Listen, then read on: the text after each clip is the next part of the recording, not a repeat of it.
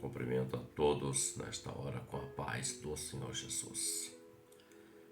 Nós vamos meditar um texto da palavra do Senhor e aplicar para o nosso conhecimento, para melhorar nosso conhecimento, para que possamos entender um pouco mais das questões da palavra de Deus acerca também da nossa vida espiritual. O texto base para nosso estudo está em 2 Samuel, capítulo 1, verso 17, que declara-se assim: Como caíram os valentes e pereceram as armas de guerra.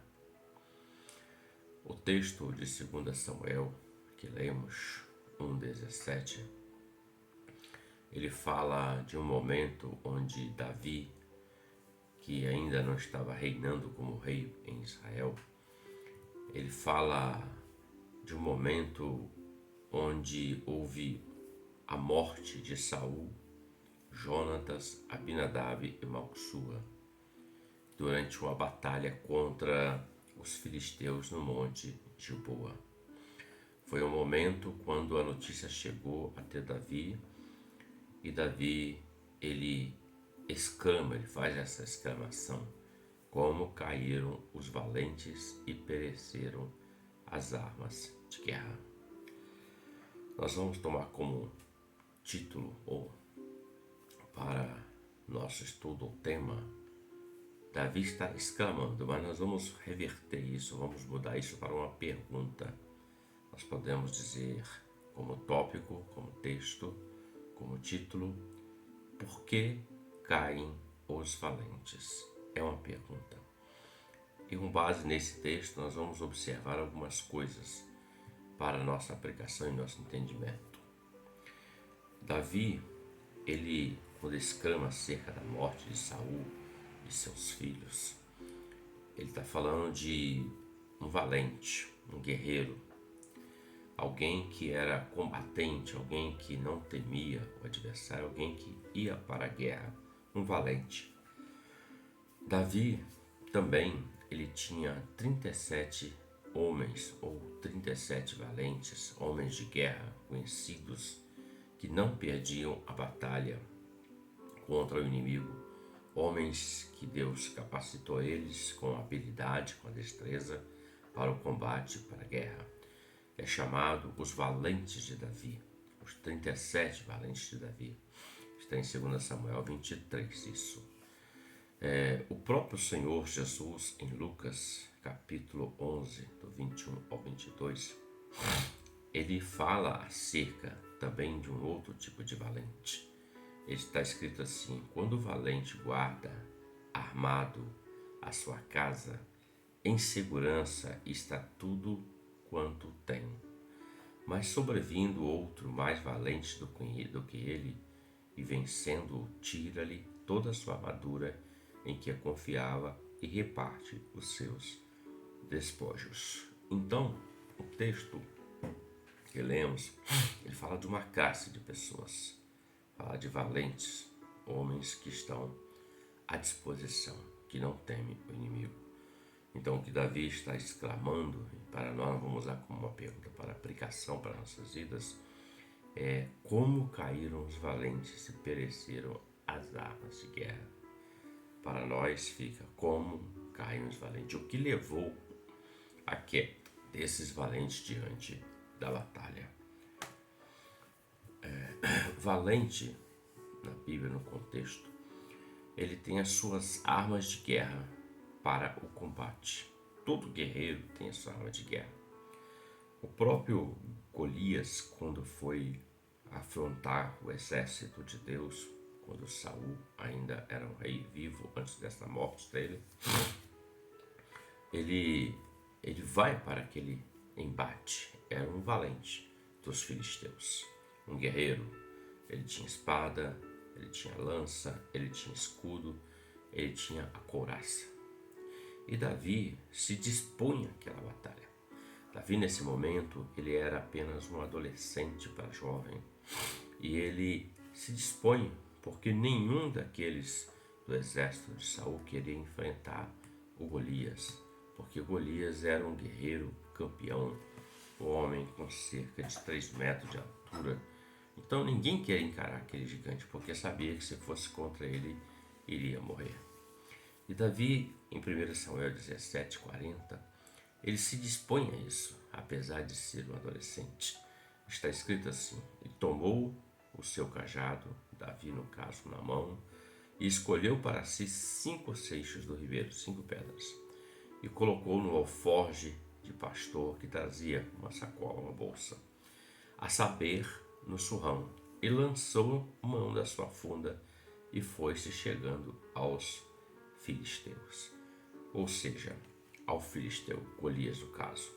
Davi se dispunha àquela batalha.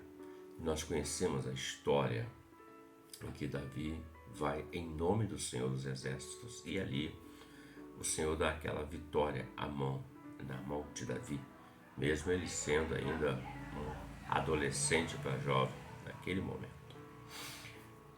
O próprio rei Davi, quando começou a reinar, ele, dos seus 37 homens de guerra, 37 valentes, ele tinha 3 valentes que se destacavam entre os 37.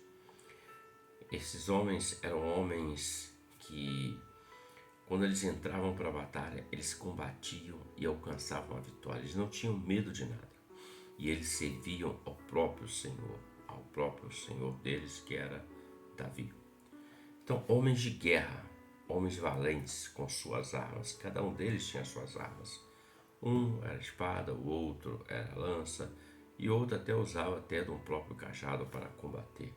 Parece estranho de que falarmos sobre um cajado no combate, mas precisamos entender que o cajado se torna uma arma na mão do valente, quando esse valente, o Senhor está com ele. O valente tem as suas armas de guerra. Efésios capítulo 6, do 11 ao 18, está escrito assim: revesti-vos de toda a armadura de Deus, para que possais estar firmes contra as astutas ciladas do diabo. Porque não temos que lutar contra carne e sangue, mas sim contra os principados, contra as potestades, contra os príncipes das trevas deste século, contra as hostes espirituais da maldade nos lugares celestiais. Portanto, tomai toda a armadura de Deus para que possais resistir o dia mau. Preste atenção no que Paulo está dizendo. Toda a armadura de Deus. E havendo feito tudo, ficar firmes. Estais, pois, firmes, tendo cingidos os vossos lombos com a verdade, com a couraça da justiça, calçados os pés na preparação do evangelho da paz, tomando sobretudo o escudo da fé, o qual podereis apagar todos os dardos inflamados do maligno.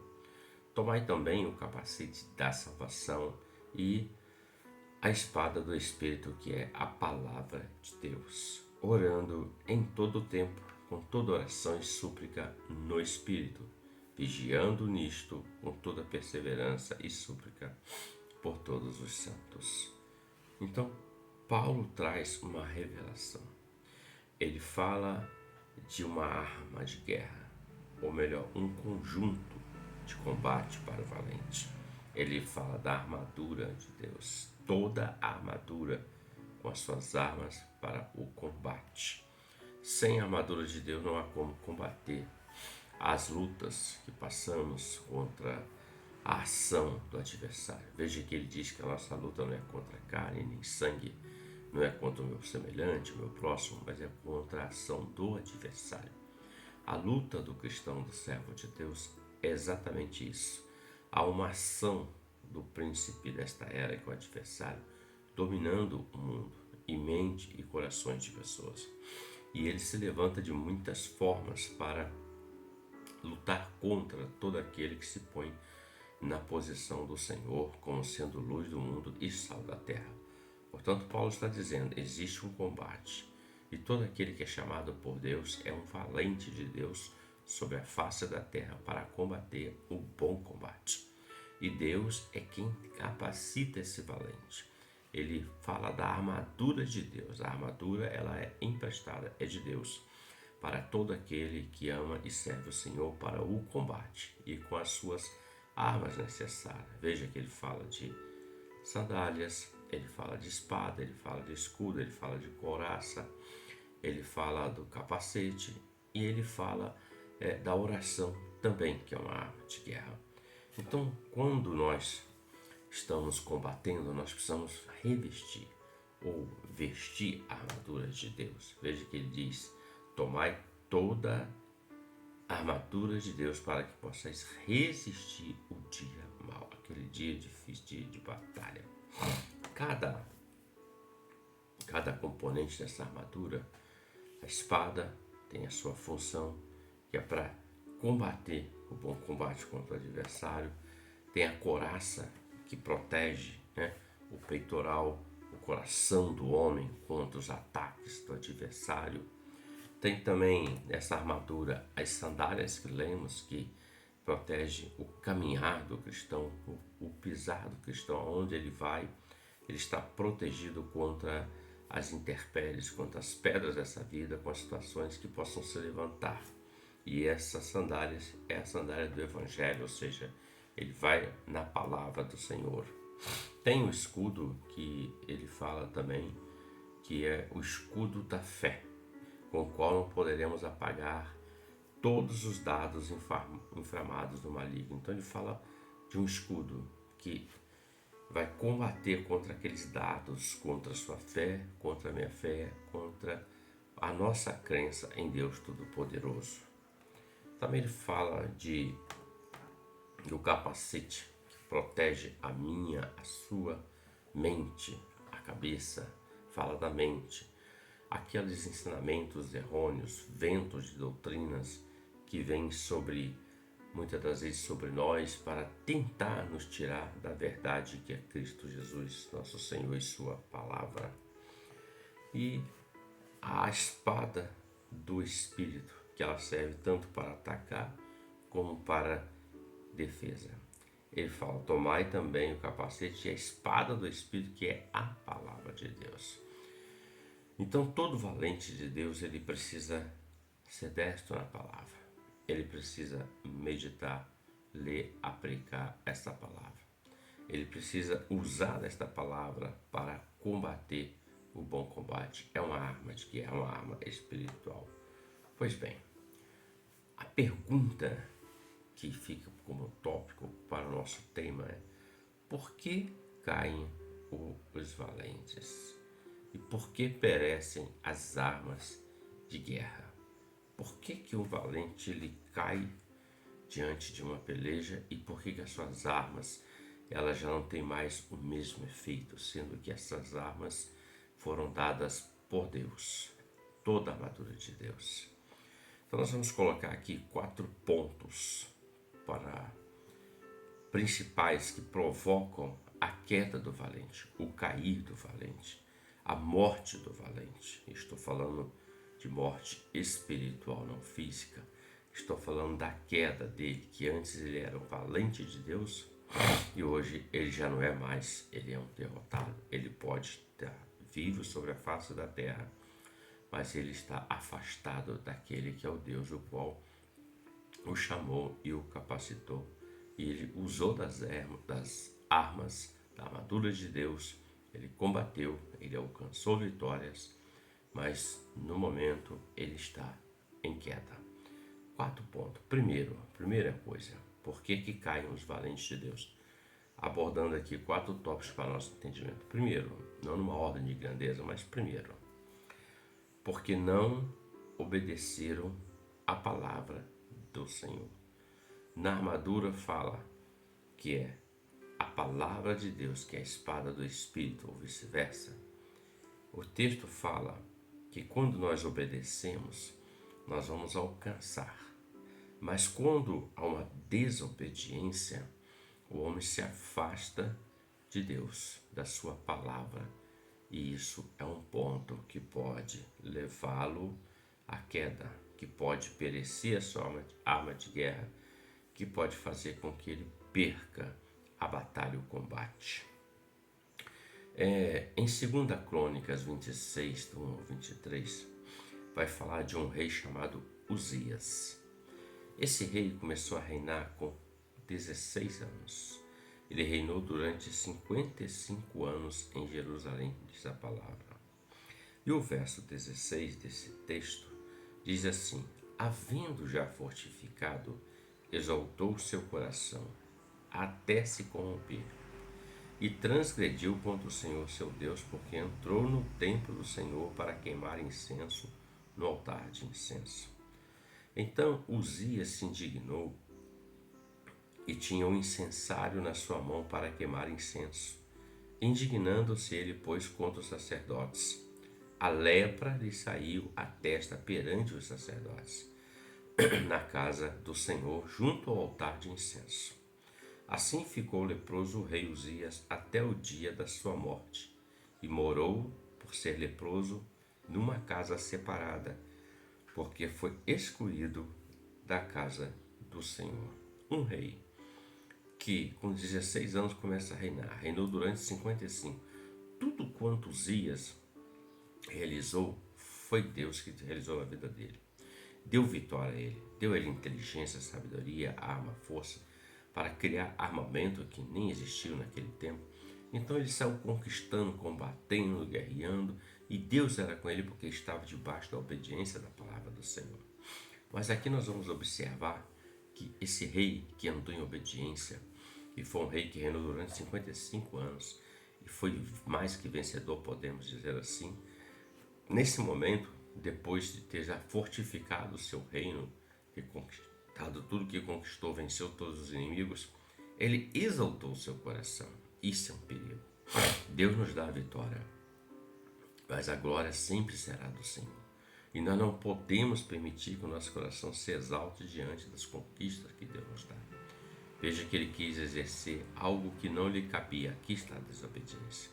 Ele era um rei, ele não era um sacerdote. Os sacerdotes até disseram para ele: "Ó rei, isso não cabe ao Senhor, isso é ofício, é função do sacerdote." Ou seja, Deus tem para cada um a sua posição. E eu não posso entrar em âmbito na posição de outro, porque Deus chamou para aquilo. A responsabilidade é de cada um. Então observe que isso trouxe uma lepra, e a lepra naquele tempo não havia cura, e ele foi retirado da casa do Senhor. Ele nem pôde conviver com seus familiares, e nem pôde mais entrar na casa do Senhor. Foi excluído porque houve uma desobediência. Nós temos também o exemplo de Acã, que era um dos valentes na batalha de Josué, onde Josué ele invade com seus valentes Jericó, e houve uma ordem para não tomar nada de Jericó. Tudo que estava em Jericó era maldito, era maldição. Mas a palavra fala que Acã, ele viu nos despojos da guerra uma capa babilônica, 200 ciclos de prata e uma cunha de ouro do peso de 50 ciclos. E ele fala: "Eu cobicei-os, tomei-os, eis que estão escondidos na terra no meio da minha tenda, e a prata debaixo da tenda." E os homens de Ai feriram deles alguns 36 e seguiram desde até a porta até Sebarim, e feriram-os na descida. Ou seja, Deus havia feito um pacto com Josué: se você obedecer a palavra, onde você botar a planta dos seus pés, eu te dou por herança. Ele vai à peleja contra Ai, mas lá morrem homens de guerra, 36. E Josué se angustiou, o povo se angustiou por causa da morte daqueles homens. E Josué vai falar com Deus. Deus disse: "Olha, tem anátema no meio de vocês." Ou seja, tem maldição. Porque José disse: "Maldito o homem que pegar alguma coisa de Jericó."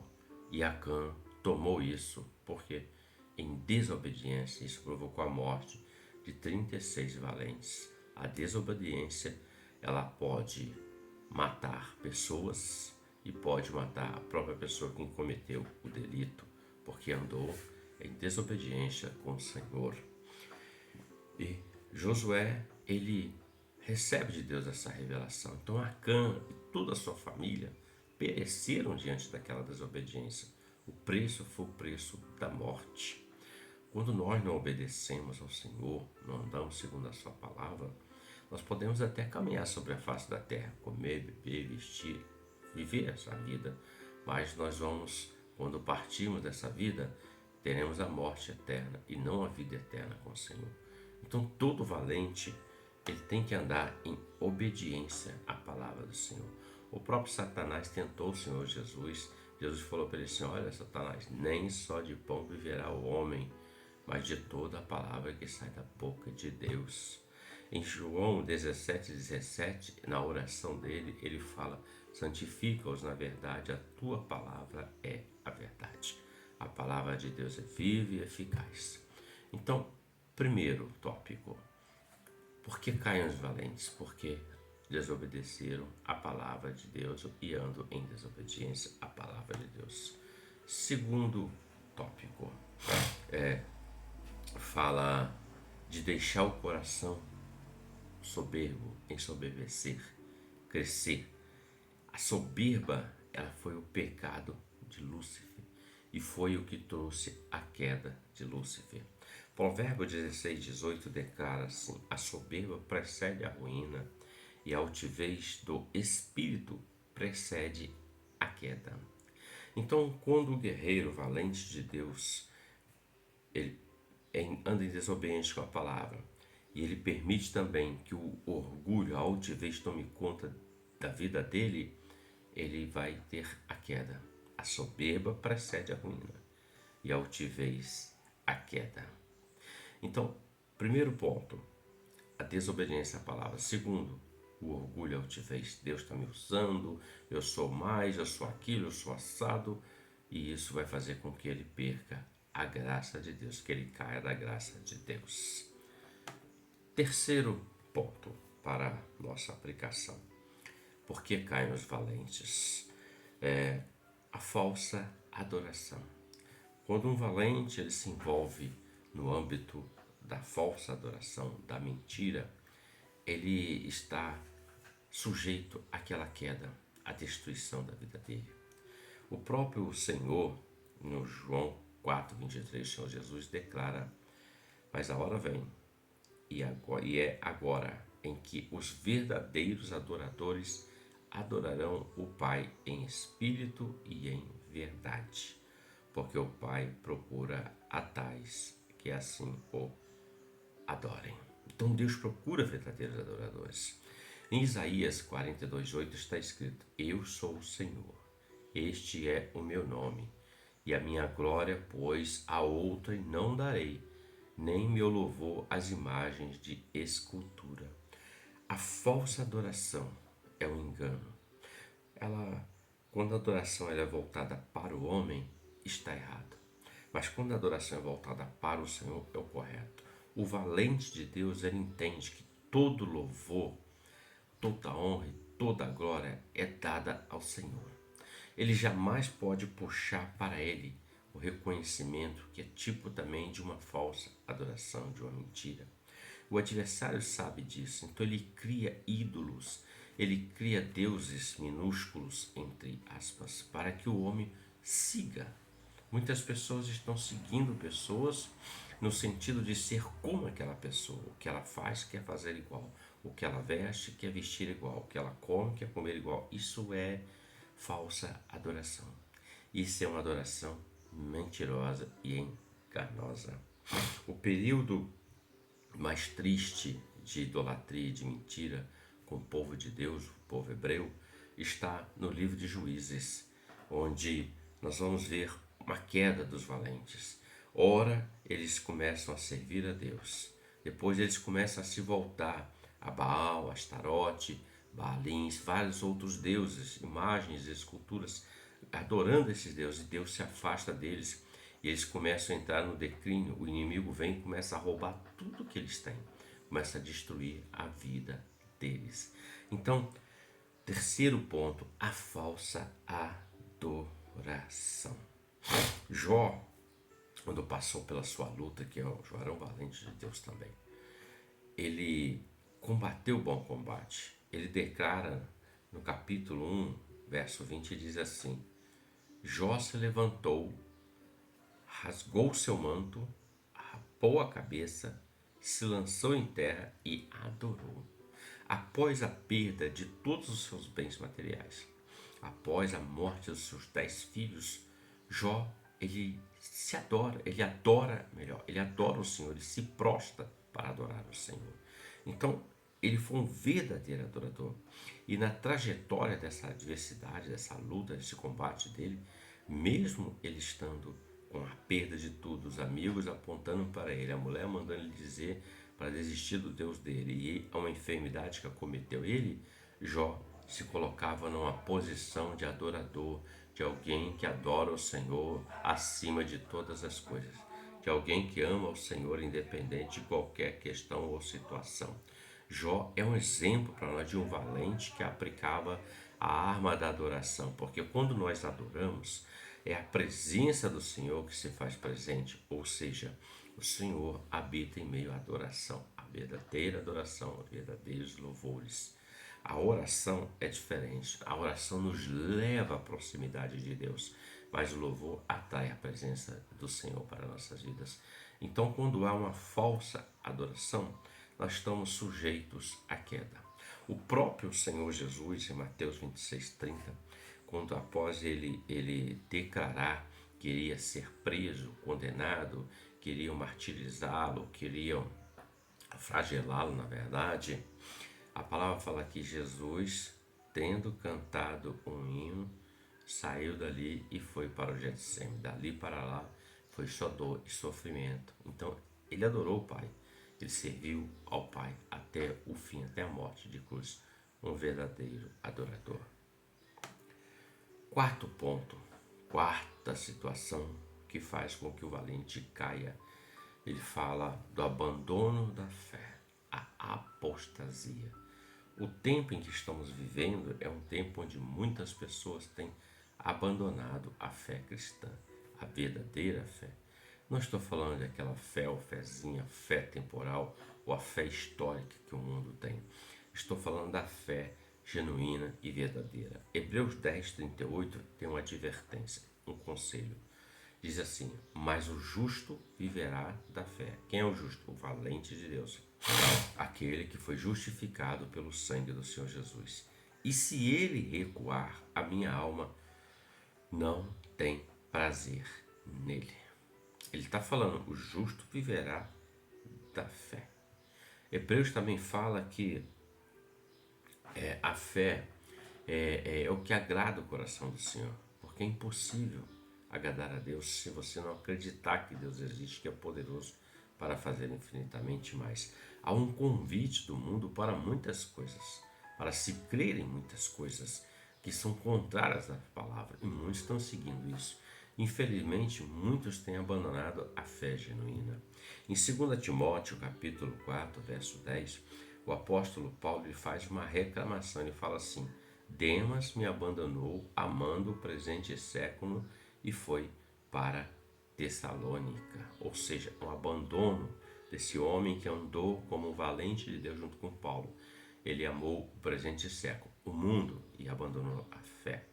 Em 1 Timóteo 4:1 também Paulo faz uma advertência. Ele fala para Timóteo: mas o Espírito expressamente diz que nos últimos tempos apostatarão alguns da fé, dando ouvidos a espíritos enganadores e a doutrina de demônios. E não é o que temos visto? Espíritos enganadores e doutrinas de demônio. Hoje existe uma máxima no mundo de pessoas dizendo: o importante é você ser feliz. A escolha sempre será do homem. O Senhor não vai interferir, mas o Senhor sempre traz a orientação. O homem prefere ser feliz, mas afastado de Deus. Então, concluindo, Efésios 6:3 diz: tomai toda a armadura. Isso é um conselho. E 1 Coríntios 15:58 diz: sejamos firmes, constantes, sempre abundantes na obra do Senhor, sabendo que o trabalho no Senhor não é vão. Então Deus tem o melhor para nossas vidas. Deus tem uma armadura para nós fazermos o bom combate, aquilo que possamos ser valentes de Deus, usando a armadura de Deus, combater o bom combate, e assim seremos mais que vencedores em Cristo Jesus. Esses 4 tópicos, meditemos neles. Ótimo dia, Deus te abençoe por essa palavra, nos abençoe por essa palavra, em nome do Senhor Jesus. Amém.